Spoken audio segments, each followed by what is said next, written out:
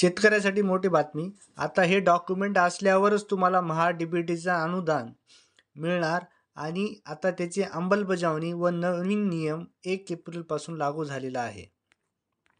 राज्यातील शेतकरी महा-डी-बी-टी पोर्टलवर विविध कृषी योजनेच्या अनुदानाची अनेक दिवसापासून प्रतीक्षा करत आहात.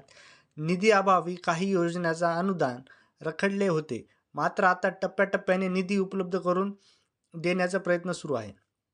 या पार्श्वभूमीवर अनुदान वितरण प्रक्रियेत महत्त्वपूर्ण बदल करण्यात आला असून 1 एप्रिल 2026 पासून आधार आधारित म्हणजेच आधार बेस्ड पेमेंट पद्धत अनिवार्य करण्यात आलेली आहे.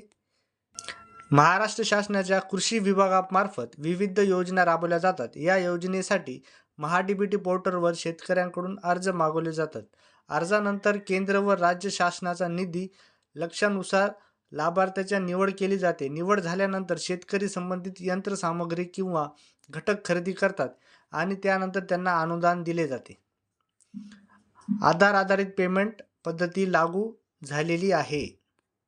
सर्व शेतकऱ्यांनी लक्षात घ्यावे.